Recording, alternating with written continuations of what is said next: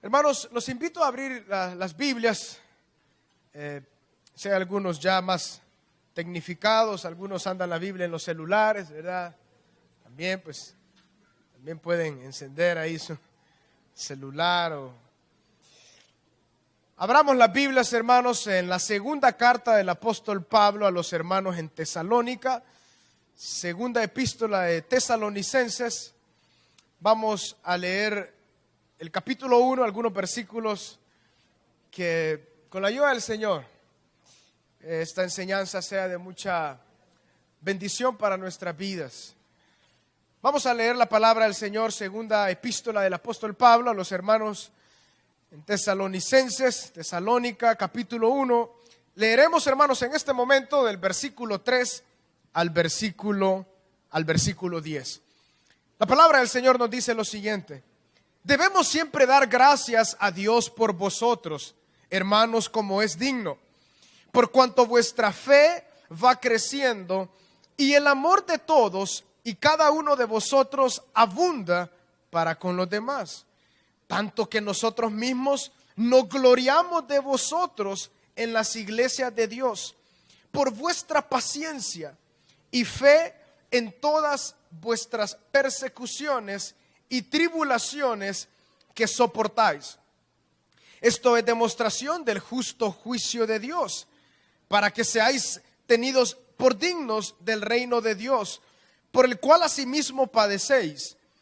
Porque es justo delante de Dios pagar con tribulación a los que os atribulan, y a vosotros que sois atribulados, daros reposo con nosotros cuando se manifieste el Señor Jesús desde el cielo con los ángeles de su poder, en llama de fuego, para dar retribución a los que no conocieron a Dios, ni obedecen al evangelio de nuestro Señor Jesucristo, los cuales sufrirán pena de eterna perdición, excluidos de la presencia del Señor y de la gloria de su poder, cuando venga en aquel día para ser glorificado en sus santos y ser admirado en todos los que creyeron, por cuanto nuestro testimonio ha sido creído entre vosotros. Vamos al Señor en oración. Padre, gracias por tu palabra, gracias porque trae vida a nuestro ser por medio de tu Santo Espíritu. En esta tarde lo que te pedimos es que nos des discernimiento en tu palabra, Señor, y nos des la capacidad de poder hacer, Dios, entender y vivir, Señor, tu palabra cada uno de nuestros días. Señor, regálame la bendición de poder compartir en amor, Señor, tu palabra, y que todos los que estamos acá seamos edificados, Señor. Gracias por estos privilegios que nos das de reunirnos para saber más de ti, Señor, y para hacer tu voluntad.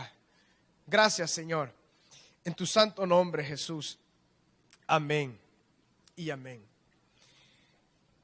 A lo largo del Nuevo Testamento, hermanos, hay algo que se repite una y otra vez, sobre todo en los escritos dados por el Espíritu Santo por medio de los apóstoles. El apóstol Pablo, el apóstol Juan, el apóstol Pedro, Santiago, que no era uno de los apóstoles, pero se cree que el escritor de la carta de Santiago era un hermano en carne de nuestro Señor Jesucristo. Y a lo largo de estos escritos encontramos que los apóstoles veían las pruebas y las tribulaciones como algo que a ellos por momentos les causaba gozo, por momentos les causaba alegría. Por ejemplo, cuando Juan y Pedro, después de que predicaron en el pórtico de Salomón, fueron llevados ante las autoridades judías, dice la palabra que no los mataron, pero que sí los azotaron. Y dice la palabra de que ellos salieron alegres.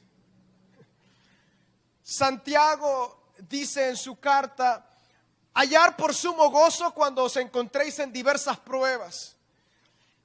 A lo largo entonces de la palabra encontramos este pensamiento, que los apóstoles habían comprendido algo especial que se daba en medio de lo que ellos llamaban pruebas o tribulaciones. Por eso, hermanos, en esta tarde el Señor, estoy seguro que Él desea que compartamos con este tema, entendiendo las pruebas y las tribulaciones a la luz del Nuevo Testamento.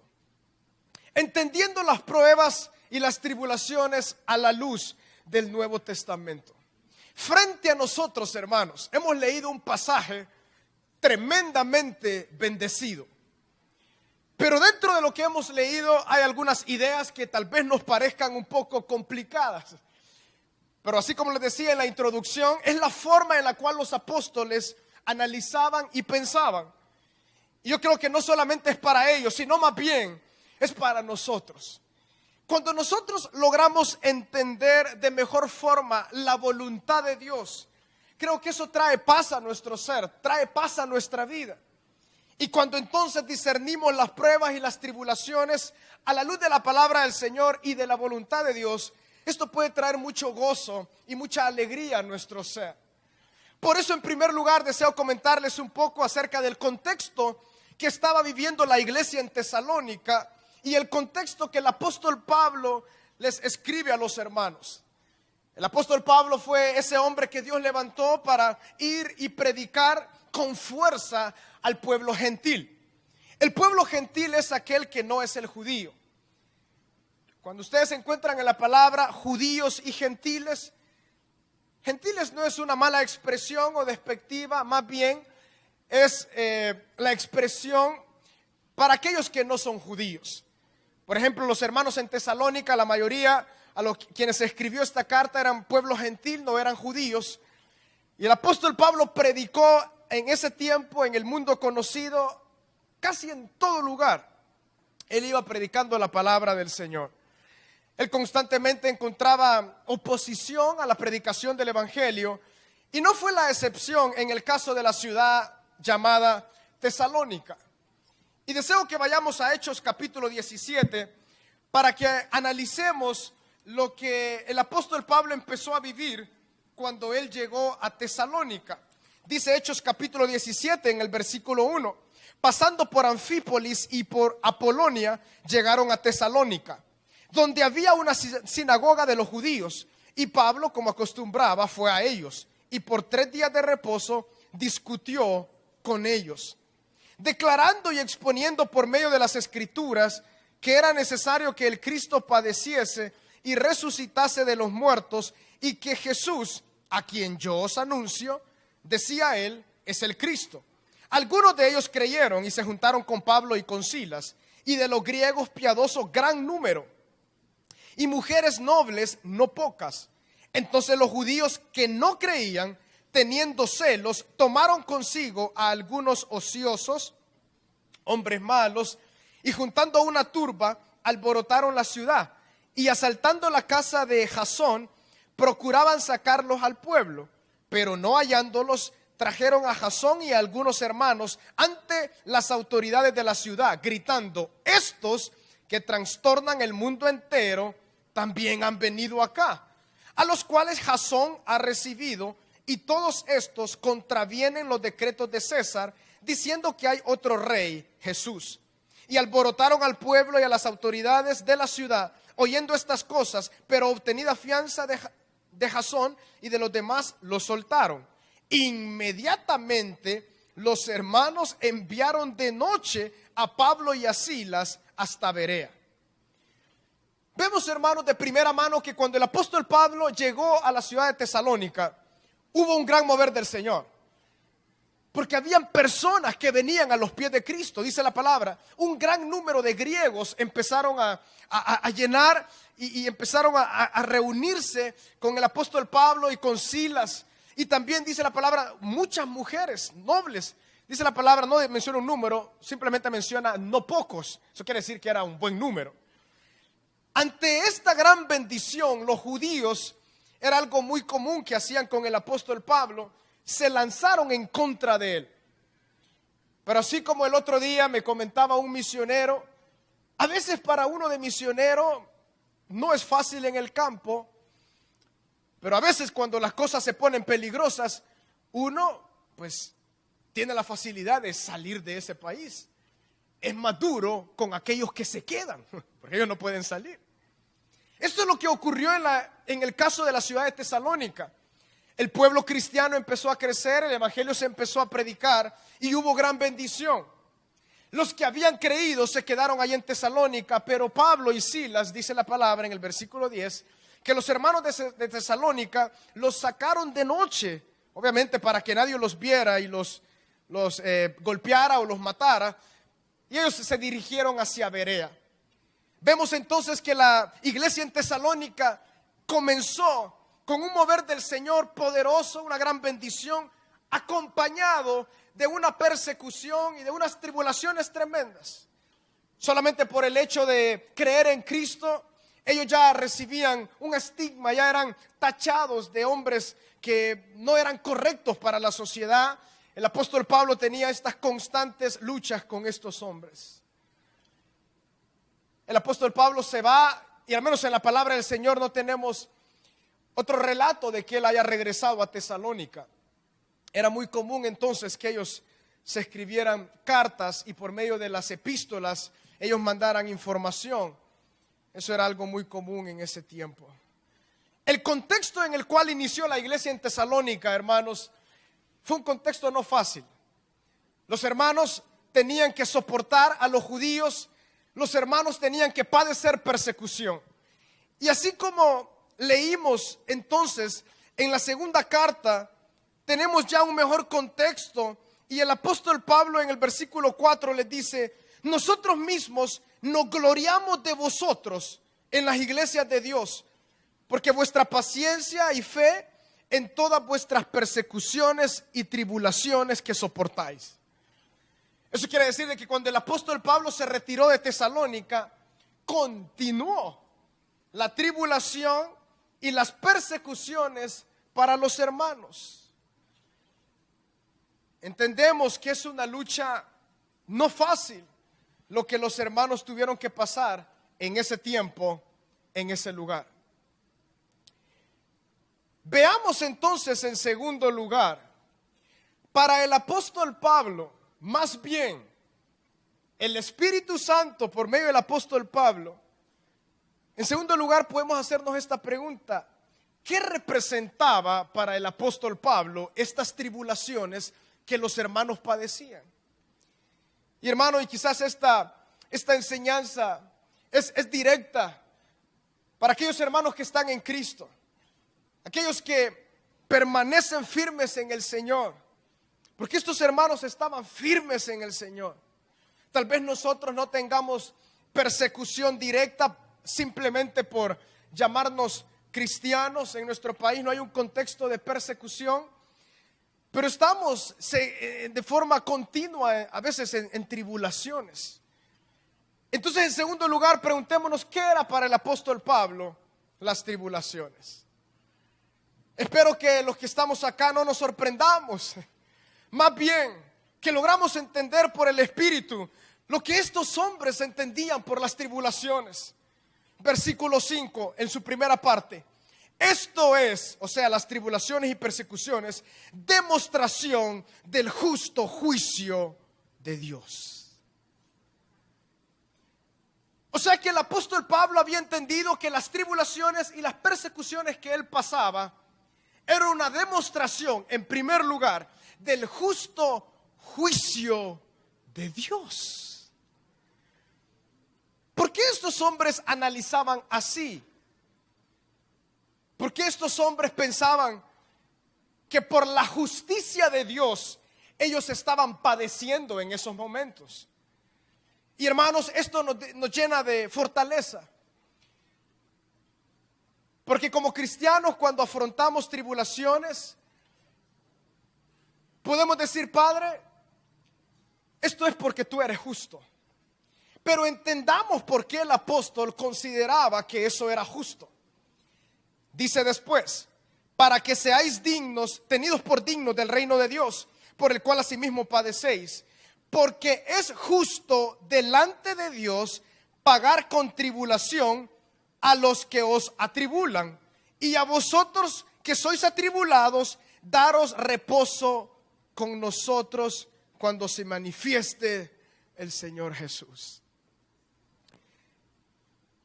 Este es el detalle. La visión de los apóstoles estaba en el porvenir. La visión de los apóstoles estaba en la eternidad. Entonces, esto es lo que el hermano pensaba en ese momento. Si ustedes van a sufrir ahora, va a ser solo por un poco tiempo, pero van a tener un reposo eterno. Aquellos que os atribulan, ellos están gozando ahorita, pero ellos eternamente van a ser atribulados. ¡Qué tremendo! Es una demostración del justo juicio de Dios, decía Pablo. Si ustedes ahorita están pasando por tribulación, hermano, yo me alegro, porque eso significa que están caminando rectamente. Eso significa que hay algo diferente en ustedes.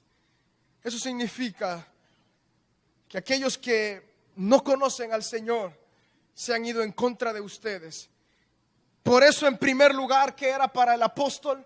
Una demostración de la justicia de Dios. Ojo por ojo, diente por diente. Tal vez ustedes sufran ahorita, tendrán reposo eterno. Aquellos que los atribulan serán atribulados eternamente. Claro, si no se arrepentían.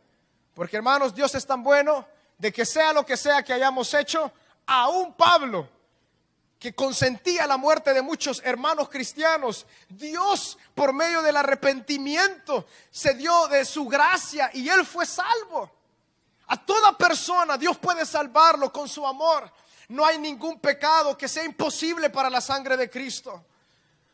Pero Dios sabe, cuando no hay un arrepentimiento, Dios, juez justo, Él sabrá entonces los que vamos a vida eterna y aquellos que van a condenación eterna. En primer lugar, y cuando entonces la mente de Pablo, eso es lo que él comprendía. Él llegó a entender que las tribulaciones, que las persecuciones, que las piedras que a él le caían era por la justicia de Dios. Porque él debía sufrir entonces en esta vida, porque Dios es justo para dar un reposo eterno con él. Cuando uno empieza entonces a analizar la vida cristiana de esta forma, creo que muchas cosas empiezan a cambiar. Por eso es que estos hombres, pensamos, ellos no eran super hombres, eran hombres comunes y corrientes con la llenura del Espíritu, así como usted y yo. Pero ellos habían entendido el poder del Evangelio y la riqueza eterna que esto traía.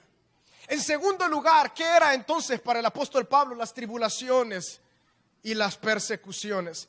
En el mismo versículo 5, en su segunda parte dice: para que seáis tenidos por dignos del reino de Dios.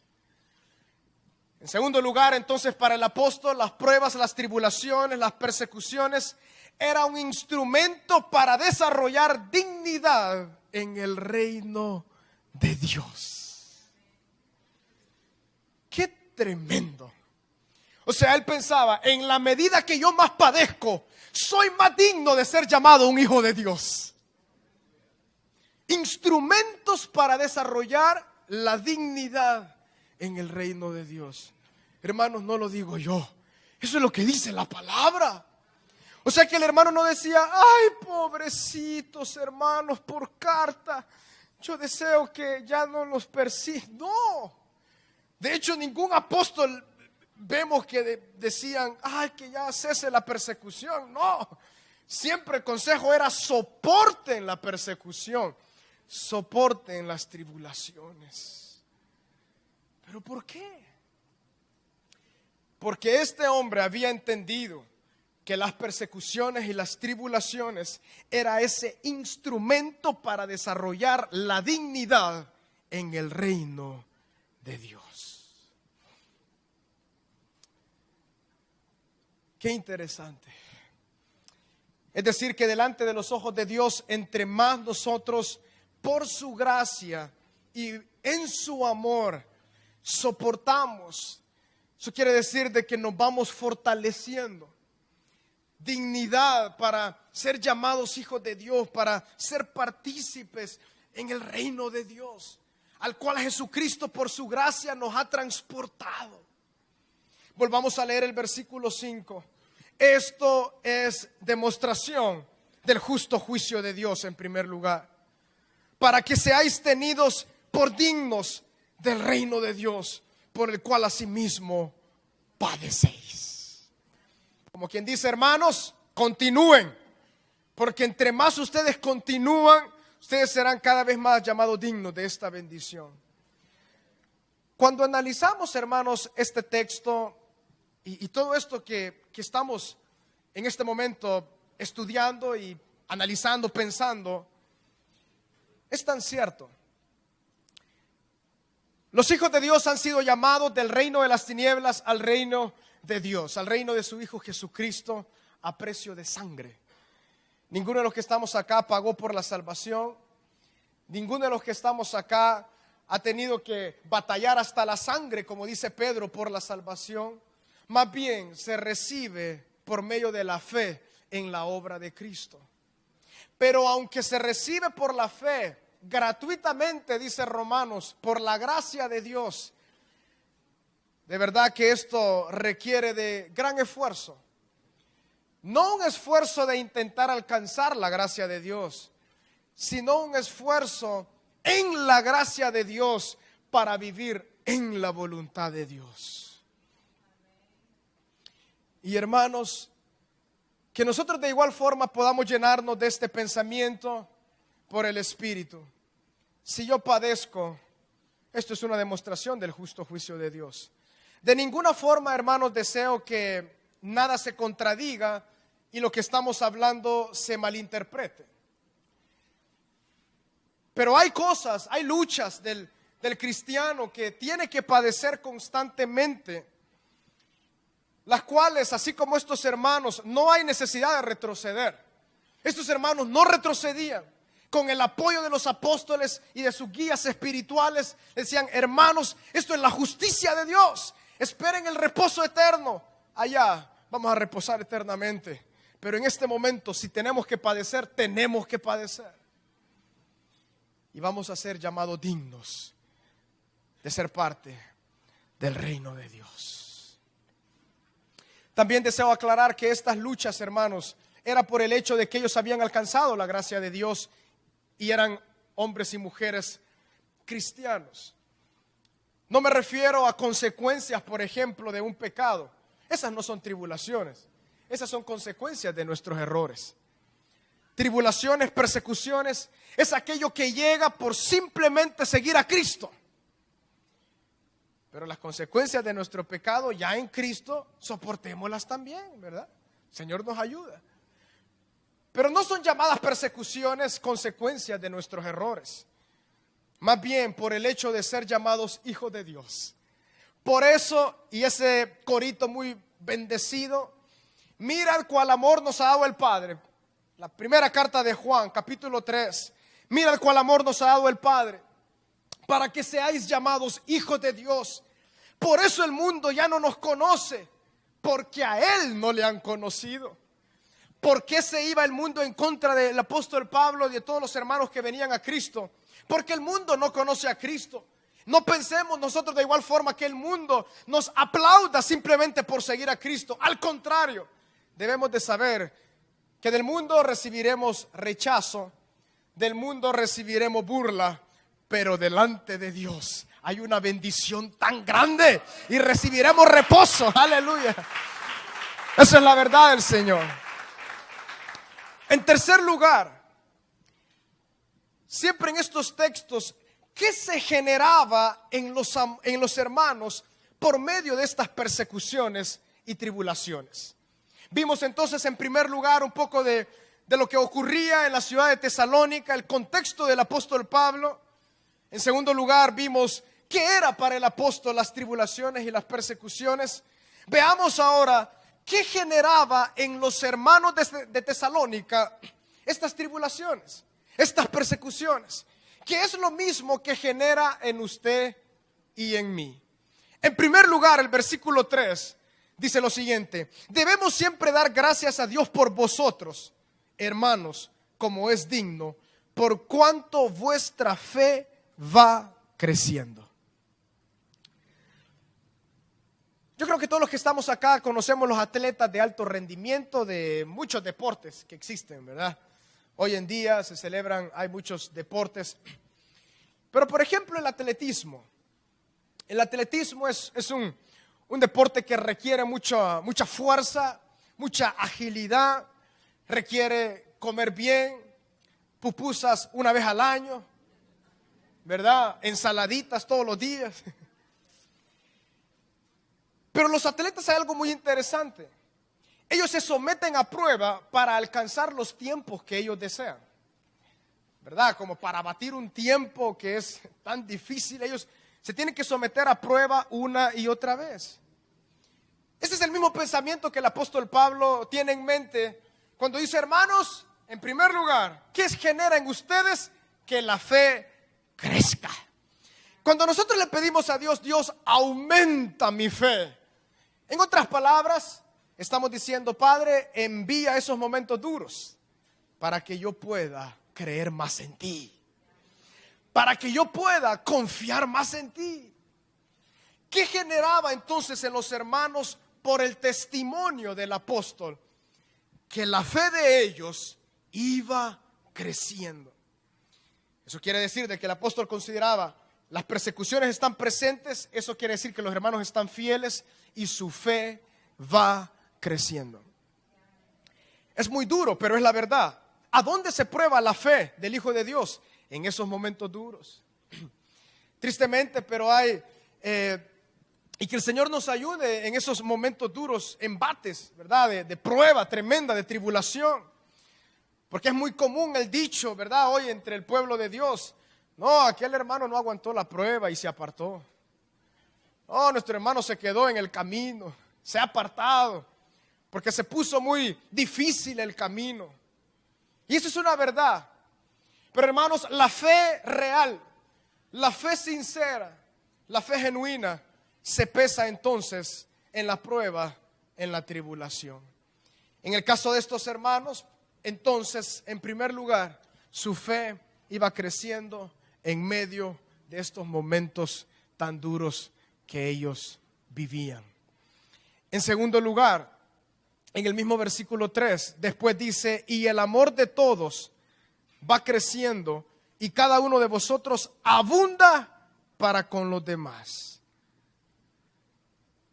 Es decir, de que el amor de los hermanos iba creciendo más en el contexto de persecución y de tribulación. Y eso tal vez nosotros no, aunque no vivamos directamente lo que los hermanos específicamente vivían en ese momento, pero sí en los libros de la historia cristiana hay cosas tan útiles para nuestro crecimiento, para nuestra edificación.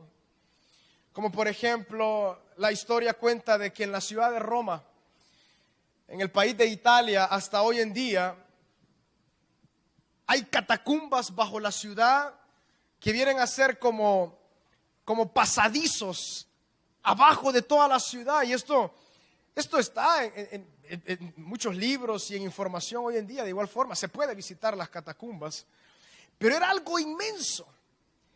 Se cuenta que en los primeros 300 años los cristianos vivían bajo la tierra en catacumbas porque los perseguían.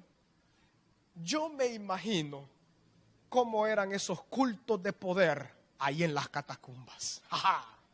Era un poder del Señor ahí. ¿Por qué? Todos, era un amor tremendo. No los unía la conveniencia. Bueno, aquí tenemos aire, ¿verdad? No, yo voy a esa iglesia porque hay aire. No sé.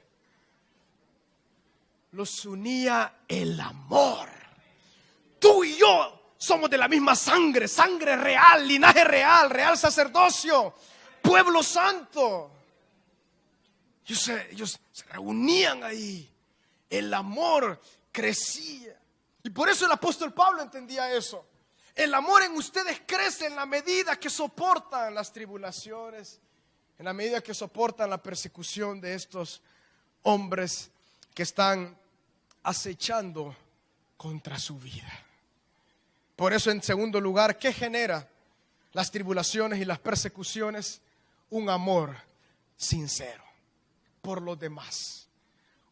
El amor que Dios desea compartir, que nosotros podamos vivir y experimentar, se desarrolla ahí. Y qué gran bendición.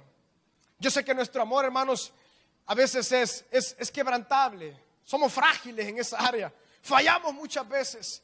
Pero en la medida que Dios nos pone a prueba, en la medida que el justo juicio de Dios se desarrolla, en la medida que cada vez más somos dignos de ser llamados de este reino de Dios, reino de su Hijo Jesucristo, el amor crece. El amor crece cada vez más. En tercer lugar, ¿qué generaba también en los hermanos estas tribulaciones? Dice el versículo 4, tanto que nosotros mismos nos gloriamos de vosotros en las iglesias de Dios por vuestra paciencia. La palabra paciencia, mis hermanos, significa longanimidad. La palabra longanimidad es esa capacidad de soportar algo por mucho tiempo. Eso es la paciencia. Como cuando ustedes estiran un elástico, ¿verdad? Que pueden estirarse. Algunos son fuertes y uno puede estirarse mucho. La palabra longánime, que es la que se traduce por paciencia, significa eso: capacidad para soportar largos periodos de tiempo. Entonces los hermanos, el apóstol Pablo se alegraba y decía: hermanos, ustedes han venido a ser ejemplo para otros hermanos en otras ciudades por lo que ustedes están viviendo y por la paciencia que se está desarrollando en ustedes. Hermanos, Dios desea desarrollar paciencia en nosotros. ¿Cómo lo hace? Por medio de este proceso que el apóstol entendía muy bien. Dios está desarrollando en nuestros hermanos paciencia, paciencia, paciencia. En el libro de Romanos, de igual forma, el Espíritu Santo dejó ahí escrito para nosotros, donde decía de que lo que esperamos con paciencia, con mayor gozo, lo aguardamos. Y todo esto, hermanos, está en el contexto de la segunda venida de Cristo, de la recompensa eterna, de la vida eterna. Porque de nada serviría que nosotros esperemos tribulación tanto tiempo en esta vida, cuando no sabemos si de verdad va a ocurrir esto. Más bien, el apóstol Pablo entendía que la paciencia era: esperen, hermanos, hasta que Cristo cumpla su propósito. Y ya vamos a leer un poco más acerca de eso. Pero ¿qué se generaba entonces en los hermanos en tercer lugar? Paciencia.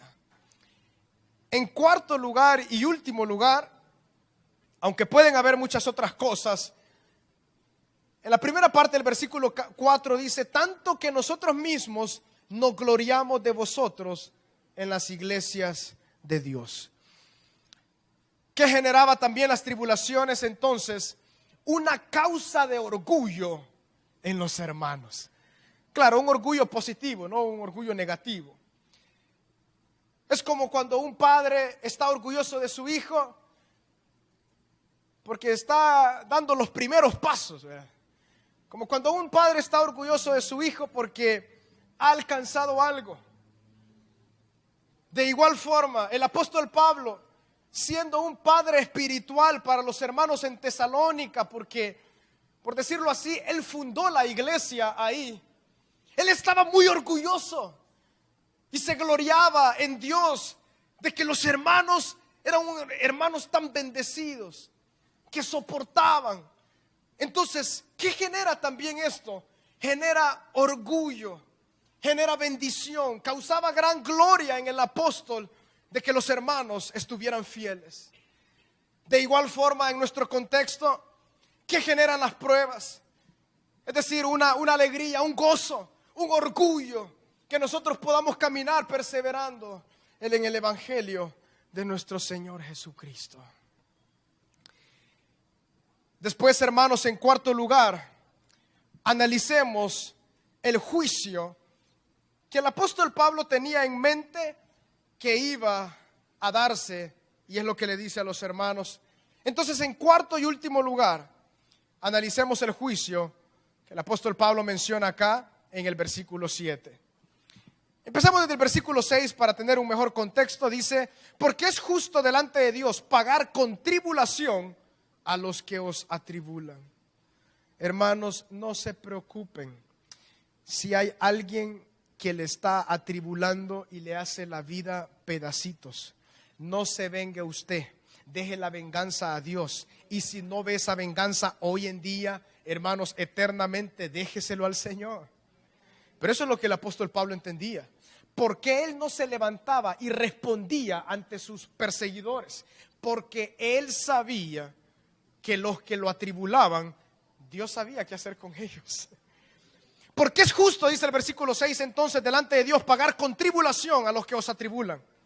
Y a vosotros que sois atribulados, daros reposo con nosotros cuando se manifieste el Señor Jesús desde el cielo con los ángeles de su poder en llama de fuego. ¿Para qué? Para dar retribución a los que no conocieron a Dios ni obedecen al evangelio de nuestro Señor Jesucristo, los cuales sufrirán pena de eterna perdición, excluidos de la presencia del Señor y de la gloria de su poder. Es un versículo triste, y lo es, pero para el apóstol Pablo esto le causaba mucho gozo, porque él sabía la retribución que iba a venir sobre estas personas que hacían daño a la iglesia, que le hacían daño a él, si estos no se arrepienten. Y hermanos, esta es la verdad.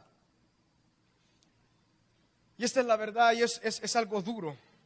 Sea lo que no sea que nosotros vivamos, pero hay condenación eterna. ¿Y qué es lo más duro? ¿Qué significa? Tal vez la mejor definición de la condenación eterna, a veces, ¿verdad?, en las películas, o sale que vean Satanás que hay fuego y está quemándolos a todos. Puede ser que sí, la palabra menciona eso. Quizás que van a aguantar hambre, o no sé si van a tener hambre, a sentir hambre, aunque son cuerpos distintos, etcétera. Pero la mejor definición de la condenación eterna, el apóstol la da en este texto, en el versículo 9. Esto es: sufrir pena de eterna perdición, excluidos de la presencia del Señor. ¿Cuántos están en Cristo acá? ¿Ustedes se imaginan una eternidad sin Dios? Es inimaginable. Eso que no podemos ni entenderlo bien, porque nuestra mente hay cosas que son es tan finita que no podemos comprender bien.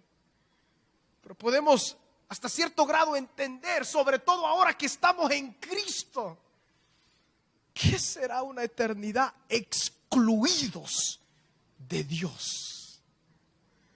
Esa es la pena eterna.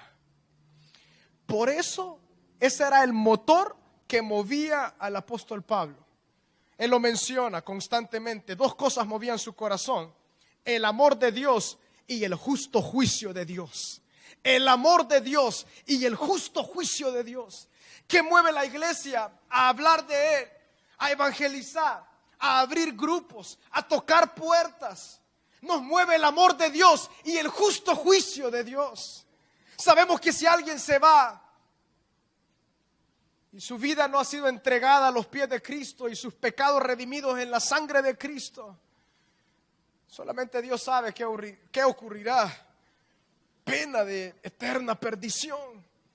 Y eso es lo que el apóstol entonces motivaba a los hermanos. Hermanos, avancemos, soporten. Porque es justo que los atribulan ahorita, ellos van a ser atribulados en su momento si no se arrepienten. Y nosotros que somos atribulados recibiremos, ¿qué dice el versículo 7? Reposo en nuestro Señor Jesucristo. Hay reposo para la iglesia. Si alguno no alcanza el reposo en esta vida, mis hermanos, constantemente, pero alcancémoslo por la fe al meditar en estos pasajes.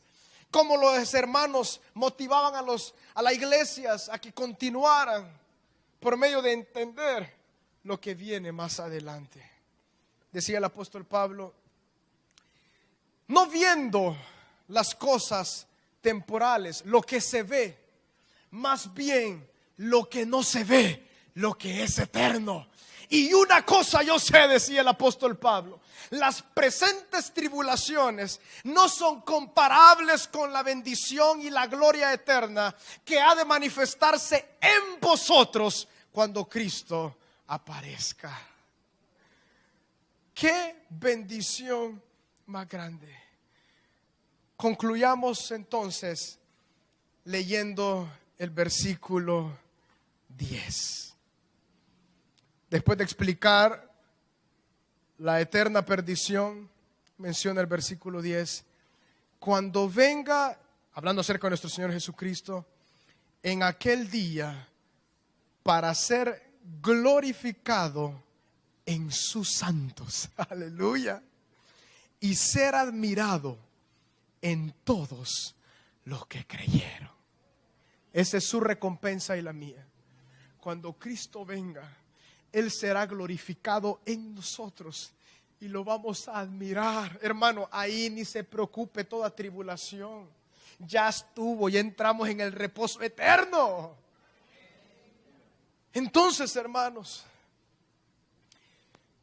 sé que hay momentos complicados y hay momentos difíciles. Aunque en nuestro contexto no estemos viviendo una persecución atroz como en años pasados y como también algunos hermanos en otras latitudes del mundo padecen hoy mismo.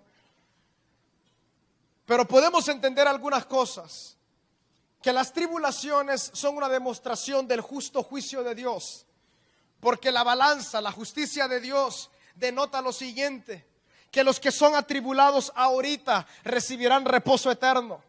Y los que atribulan en este momento recibirán la paga en su condena eterna si no se arrepienten. De igual forma, para nosotros significa un instrumento para desarrollar dignidad en nosotros que somos llamados hijos de Dios. Aumenta nuestra fe, aumenta el amor entre los hermanos y el amor hacia Dios, aumenta la paciencia y causa orgullo los unos con los otros de que estamos perseverando. Hermanos, somos llamados entonces a soportar, a avanzar, a perseverar, a permanecer en Cristo. Así que, hermanos, que el Señor nos ayude al entender de mejor forma las pruebas, las tribulaciones. Cuando usted, como decimos en buen salvadoreño, ahí me viene una buena pedrada. Cuando usted la sienta, gloria a Dios. De ahí va a sentir otra, ahí viene otra más grande. Pero Señor Jesús, yo sé que esto es para tu gloria y yo voy a avanzar en ti hasta que te vea a ti cara a cara. Gloria al Señor. Oremos. Padre, gracias por tu palabra, Señor. Lo que nos mantiene en nuestros pies, Señor, firmes es tu palabra, Dios. Señor, no sabemos cómo estos hombres entendían esto, pero queremos, Señor, tener ese gozo. Queremos vivir de esa forma, Señor. Llévanos ya a vivir de esta forma, Padre. Así como el apóstol Pedro decía, a todos en el mundo nos está sucediendo cosas similares. Padre, que podamos vivir ese versículo, encontrémonos en sumo gozo cuando nos encontramos en diversas pruebas, sabiendo que la prueba de vuestra fe produce paciencia. Y tenga la paciencia su obra completa, que no quedemos a medias.